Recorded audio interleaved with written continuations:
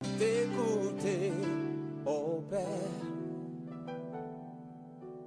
Parle-moi encore et encore. Peuple de Dieu, il est temps de vous réveiller. Il est temps de s'accrocher à la parole de Dieu.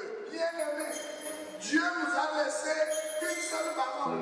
C'est la parole de grâce. Je préfère t'écouter et me taire devant tes paroles qui restaurent. C'est l'heure de l'émission C'est encore possible, présentée par le pasteur Jean Kouété de l'église La Mission évangélique de la principale de l'Angle MEPA, chaque dimanche de 17h à 17h30 sur la RTDS.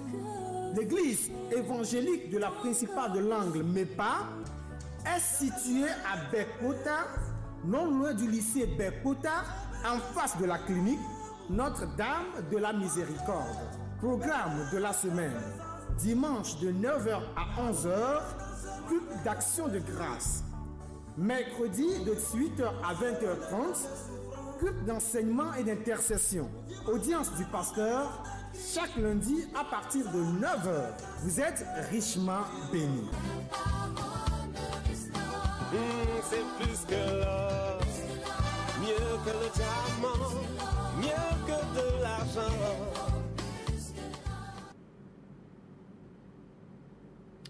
Dieu de gloire, nous te disons merci une fois encore. Nous sommes encore avec toi pour apporter ta parole aux gens que tu aimes bien, aux gens qui sont confus, aux gens que la religion a infantilisé. Sauve l'entendement de ces personnes. Et accorde encore ton salut à tous ceux qui en ont besoin. C'est toi qui as été brisé à notre place. Et le châtiment qui nous donne la paix est tombé sur toi. Ce soir encore, je prie pour que le châtiment qui nous donne la paix retombe encore sur toi. Et que quelqu'un soit sauvé, guéri, restauré. Merci Père. Au nom de Jésus. Amen. Amen. Donc nous continuons dans notre enseignement sur le baptême du Saint-Esprit. Et Dieu vous bénisse. Parce que vous commencez par comprendre les choses. Et que vous sortez de la pensée unique, diabolique des religions qui ne veulent pas que vous soyez enrichis par les paroles de grâce et de vérité.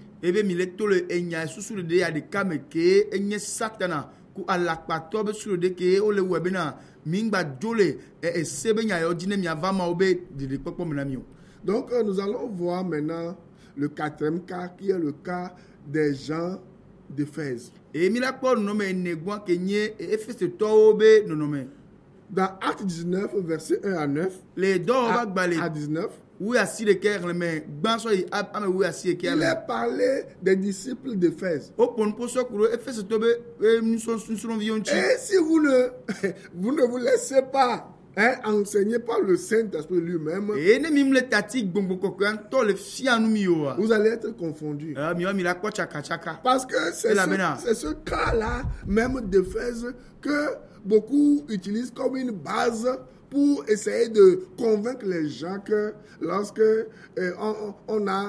on s'est repenti, qu'il faut une seconde expérience avant le baptême du Saint-Esprit. Et la bena Efes otobe benonome ya idia megedeo tonatelo soblena mobena ne mirogi gbagbajiwa kengba mila hogmo ko ya ila nyinu metoto evelia e kengba gbogbo ko la nyiromi. En réalité, ce passage ne devait pas causer de problème.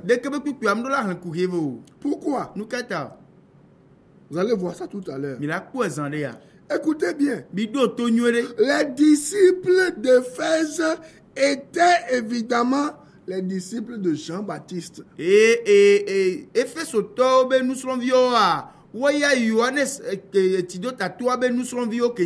Hein? Ce n'était pas des chrétiens nés de nouveau. C'était des disciples de Jean le Baptiste. Versets 2 à 3 de Actes 19. Écoutez ce que l'apôtre a posé comme question. Avez-vous reçu le Saint-Esprit quand vous avez cru? Il lui répondit, nous n'avons pas même entendu dire qu'il y ait un Saint-Esprit. Donc, ces disciples étaient des disciples qui appartenaient à Jean. Sinon, il devait être baptisé au nom de Jésus. Il devrait savoir, ou bien du Saint-Esprit, car jamais les disciples de Jésus n'annonçaient l'évangile sans parler du Saint-Esprit.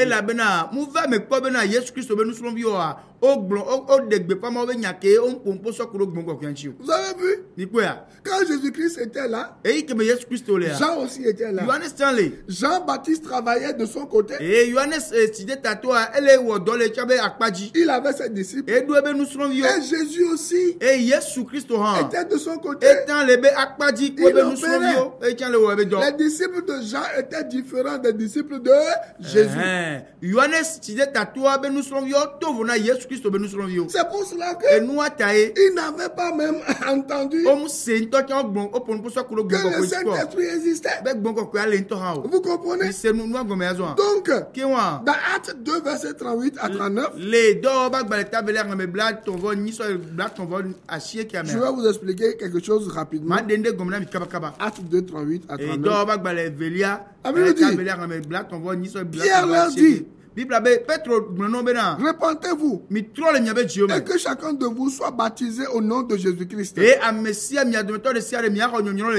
à cause du pardon de vos péchés, et vous recevrez le don du Saint-Esprit, car la promesse est pour vous, pour vos enfants et pour tous ceux qui sont au loin, en aussi grand nombre que le Seigneur notre Dieu les appellera.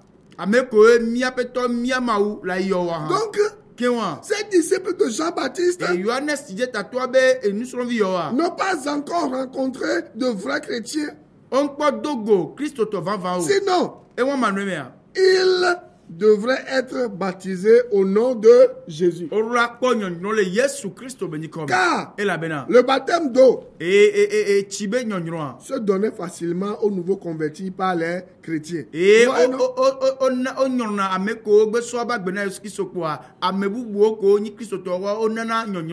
qui allaient vers Jean-Baptiste pour se faire baptiser, c'était juste un baptême, c'est-à-dire il faisait les choses encore sous la loi juive. C'était juste des purifications. Vous comprenez?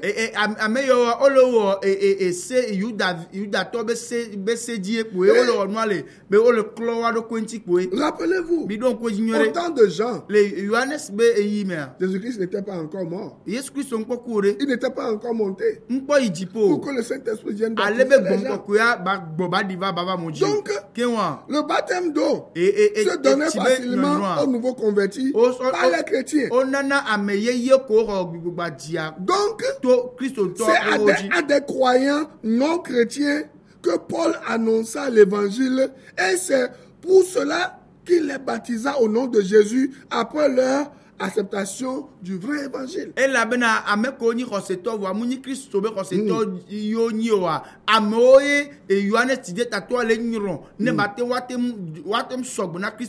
Donc, le baptème du Saint-Esprit après imposition des mains de Paul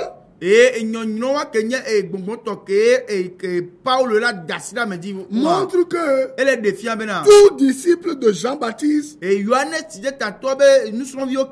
devait passer par une authentique conversion chrétienne et non se contenter de se positionner comme le disciple de Jean.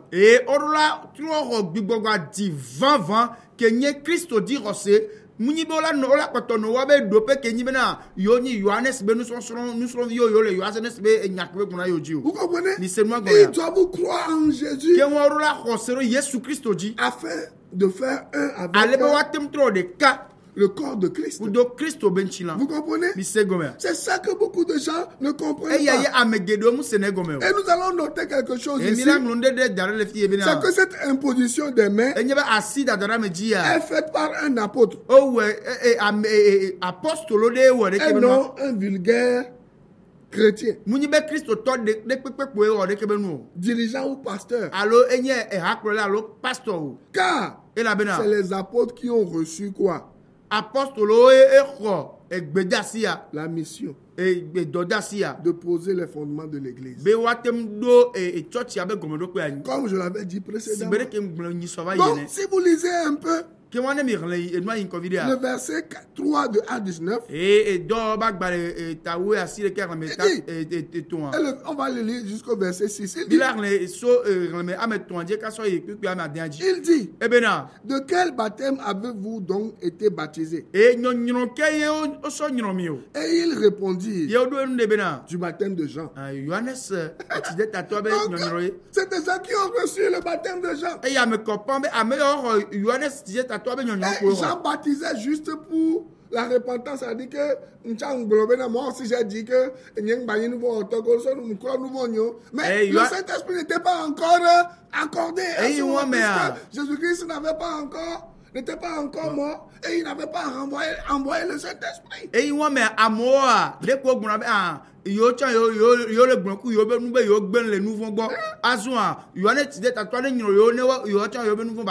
voilà. Et tout comme grand mais Jésus Christ on quoi couille dipo yebe do bon kokara den baba no nyira mo le bon kokara mo. Voilà. Verset 4. Alors Paul dit, Jean a baptisé du baptême de repentance, disant au peuple de croire en celui qui venait après lui. C'est-à-dire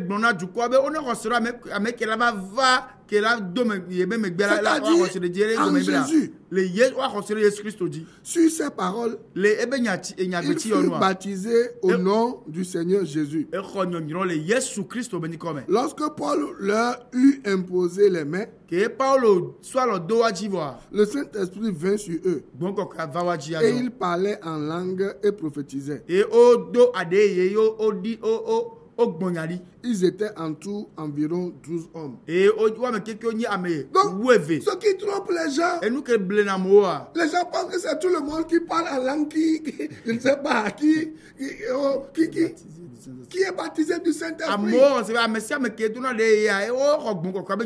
Ici, nous avons vu que les disciples d'Éphèse étaient des disciples de Jean. Ils ne connaissaient rien de Jésus-Christ. Ils ne savaient même pas que c'est Jésus-Christ qui va introduire l'église. C'est pour cela que l'apôtre Paul leur posait la question. Vous comprenez? Et c'est quand ils ont cru maintenant. L'apôtre Paul leur a expliqué la vraie parole. Voilà.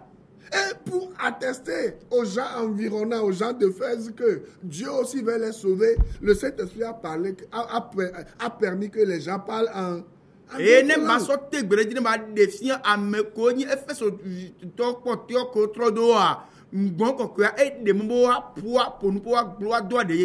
donc Paul, en posant la question, avez-vous reçu le Saint-Esprit quand vous avez cru?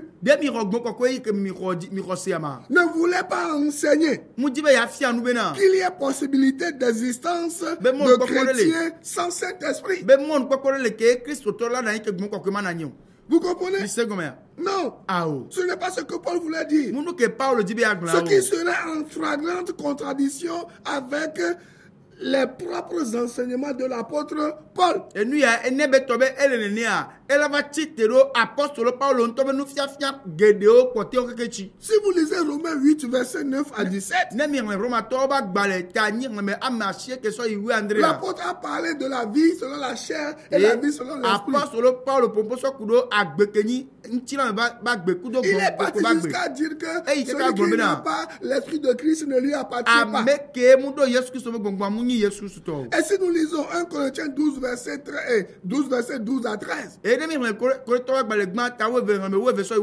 l'apôtre Paul dit clairement que c'est lorsque quelqu'un croit en Jésus-Christ qu'il fait un seul corps avec Christ et qu'il devient le corps de Christ, il appartient à l'église. Et dans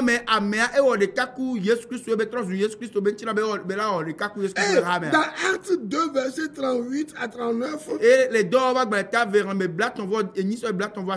dans Jean 7, verset 39, nous voyons la même pensée qui enseigne clairement que il n'y a pas de chrétiens, de vrais chrétiens qui ne soient pas baptisés du Saint-Esprit. Est-ce que nous sommes d'accord? Donc revenons à la parole de Dieu. Et Jésus lui-même, dans Jean 14, verset 16 à 18, qu'est-ce qu'il a dit? Jean 14, 16 à 18. Et moi, je prierai le Père, et il vous donnera un autre consolateur, Bounami, afin qu'il demeure éternellement avec vous. Le consolateur ici parle du Saint-Esprit. Comment le consolateur va demeurer avec les gens? Éternellement. Donc lorsque vous croyez en Jésus-Christ, le Saint-Esprit vient habiter en vous pour toujours. Et si je continue la lecture, qu'est-ce que la Bible dit? Verset 16 à 18. L'Esprit de vérité que le monde ne peut recevoir parce qu'il ne le voit point et ne le connaît point. Mais vous le connaissez, car il demeure avec vous et il sera en vous. Vous comprenez ça? Je ne vous laisserai pas orphelin. Je viendrai à vous. Vous voyez? Donc le chrétien n'est pas seul. Donc, lorsque vous dites que il faut une seconde expérience après la nouvelle naissance, vous dites que le chrétien est orphelin. Or, la Bible a dit que l'Esprit Saint, le consolateur, va venir. Il va être avec le chrétien. Il va être dans le chrétien. Et Jésus a encore appuyer sur la chose. Il dit, je ne vous laisserai pas orphelin. Orphelin veut dire que tu n'as pas de père. Mais, le Saint-Esprit est avec toi. Il demeure avec toi. Éternellement. Donc, les disciples d'Éphèse étaient les disciples de Jean qui étaient seulement rentrés dans l'eau pour qu'on les lave. C'est tout. C'est de la purification du corps. Ça n'a aucun rapport avec la foi en Jésus-Christ qui change tout. Vous comprenez ce que nous enseignons? Vous comprenez ce que la Bible enseigne? Et pourquoi vous demeurez encore dans le mensonge? Pourquoi vous demeurez encore dans ce chose alors que la Bible est claire? Vous comprenez? Donc, c'est parce que l'apôtre Paul a remarqué quelque chose d'anormal qui cloche dans la vie de ces disciples de Jean. Et ce qui l'a poussé à poser cette question qui est pertinente. Question qui devrait se comprendre facilement. Comment avez-vous cru?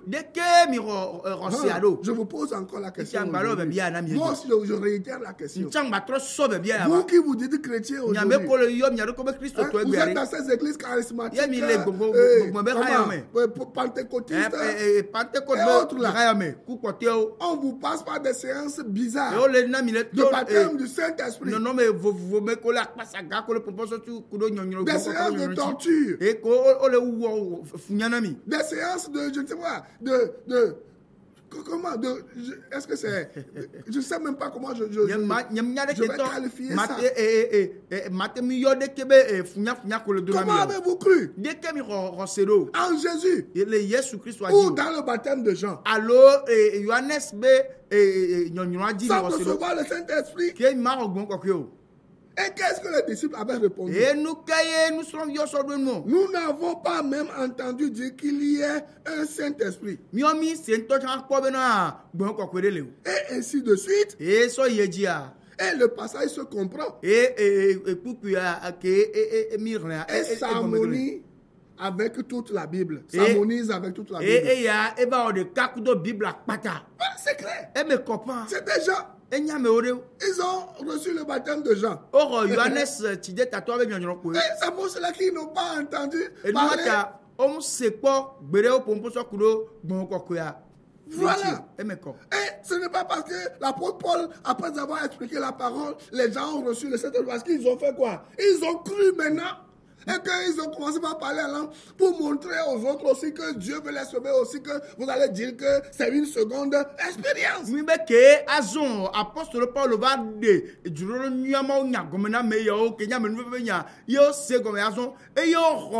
Christ et ils ont même mis gobe et trois jours nous mettons vego ao ça Jésus Christ me le dit maintenant que apôtre Paul de maunya gomena azo trop Jésus Christ et ils ont mais mau de moi bon quoi et na doit de y be so tegbere dina meko pour la do wa va Jésus Christ. C'est comme aujourd'hui. Je parle avec les catholiques, les protestants,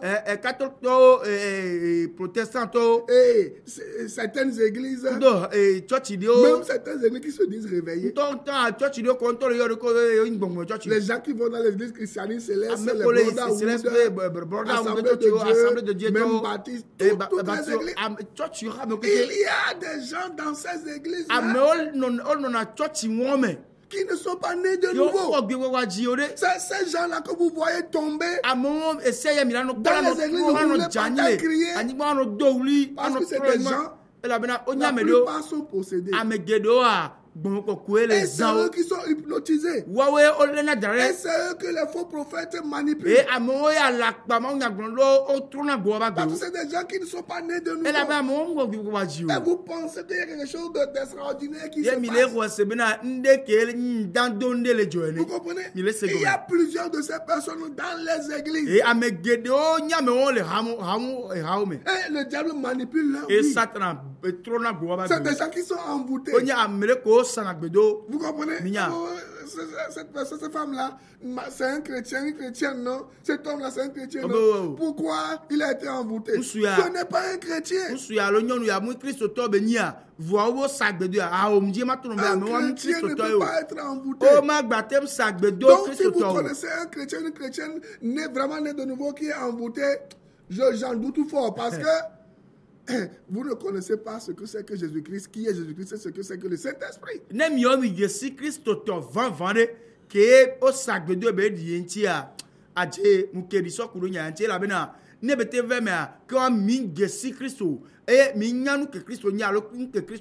Donc voulez-vous être né de nous, voulez-vous être protégé des sorciers, des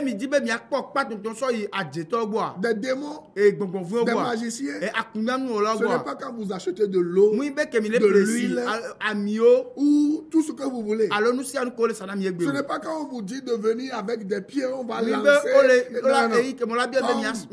est à la Kaaba en Arabie Saoudite, non. Non,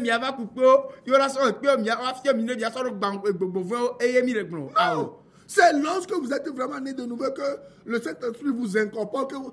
C'est à ce moment-là Vous êtes baptisé, c'est à ce moment-là que vous êtes 100% protégé. Et il que me mio mi ro bi bati. Iye mi ro Yesu Christ lo mi ba gbeme e bon ko va do mi ba gbeme. E yi won me mio mi po e pato to alofa di ye ne pe ma bate won mi o. Vous voyez, non? Même lorsque nous allons un peu plus haut, dans Acte 18, verset 24 à 28, il y a Apollos et Apollos qui, malgré sa connaissance, hein, on a vu que Aquilas a été exposé au message de l'évangile. Vous avez besoin d'être exposé à la parole de Dieu. C'est ça qui fait la différence. Vous comprenez? On va voir maintenant le cinquième cas. Les conversions dans le livre des Actes des Apôtres. Donc, suivez-moi maintenant. À part les passages traités que nous avons déjà traités plus haut, il existe plusieurs passages dans la Bible où nous voyons des conversions d'hommes à Jésus. Dans le livre des Actes des Apôtres, Actes 2, 38 à 42, Actes 8, 34 à 40,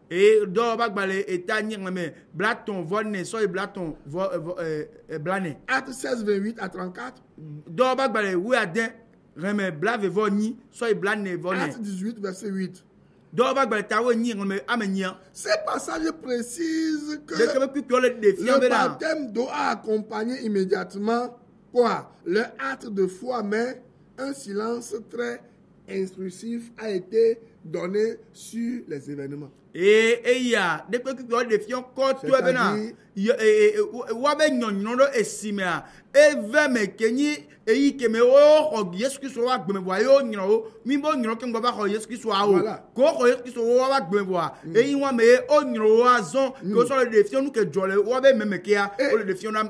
Après ce qui s'était passé, on n'a rien dit. La Bible n'a rien dit le baptême du Saint-Esprit. Donc, on regarde des propos de Pierre dans Actes 2, versets 38 à 39.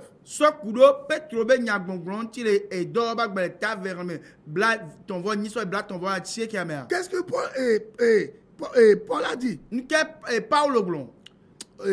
Il a dit, repentez-vous. C'est Pierre qui parlait. Repentez-vous. Et que chacun de vous soit baptisé au nom de Jésus-Christ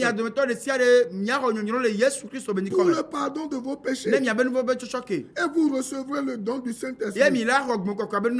Car la promesse est pour vous, pour vos enfants, et pour tous ceux qui sont au loin. Et aussi, en aussi grand nombre que le Seigneur Dieu les appellera. Hein? Maintenant, écoutez ici. Qui lit quoi? La réception du Saint-Esprit à quoi? Et la réception du Saint-Esprit est liée uniquement et exclusivement. Je dis, la réception du Saint-Esprit est liée uniquement et exclusivement. Hein? Elle est liée à quoi? La seule condition est liée à la seule condition de repentance et de foi en Jésus. Vous comprenez ça? Et il est clair que tout ce que, voilà, les gens passent en dehors de ce que la Bible enseigne. Les expériences personnelles n'ont aucun rapport avec ce que la Bible enseigne.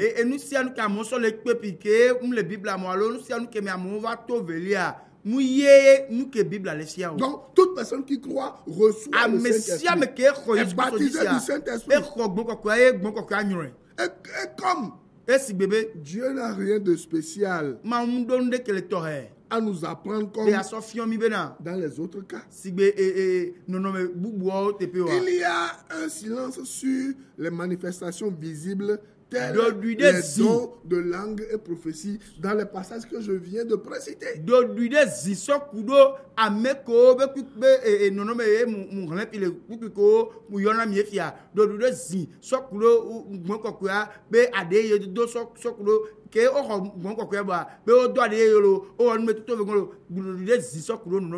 Donc, ce qui trouble les gens, c'est le remplissage du Saint-Esprit. La semaine qui va suivre, c'est ça que je vais vous enseigner. Un chrétien ne va plus revenir au baptême du Saint-Esprit ou au baptême dans le Saint-Esprit. Un chrétien, il se laisse enseigner par la parole. Il pratique la justice, l'amour. Et qu'est-ce qui va se passer? Il exerce la foi. Et qu'est-ce qui va se passer? Il va être maintenant rempli du Saint-Esprit. Et lorsqu'il est rempli du Saint-Esprit, l'onction va commencer par briser les jours de sa vie. Vous voulez vous être baptisé du Saint-Esprit? Dites avec moi: Seigneur Jésus, je viens à toi tel que je suis. Je ne te connaissais pas. J'allais à l'église. Même je n'allais pas à l'église. Mais je reconnais que c'est toi qui es le Dieu véritable et la vie éternelle. Pardonne-moi mes péchés. Lave-moi par ton sang. Je reconnais que tu as tout accompli à la croix. Je t'accepte comme mon sauveur personnel. Merci pour ce que tu as fait. Viens régner dans mon corps, dans mon âme et dans mon esprit, afin que je sois à toi pour toujours. Merci parce que tu l'as fait. Père, merci. Au nom de Jésus. Amen. Amen. Shalom. Shalom. À la semaine prochaine. Bye bye. Bye bye. Je veux t'écouter, ô Père.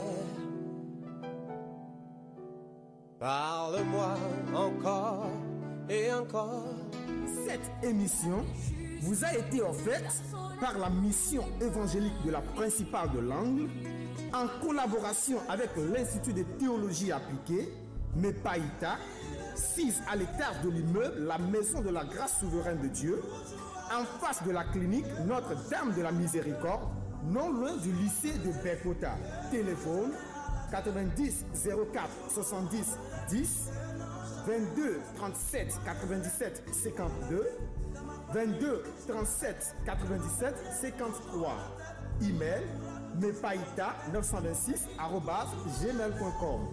Boîte postale 35 98 Lomé, Togo. Que Dieu vous bénisse.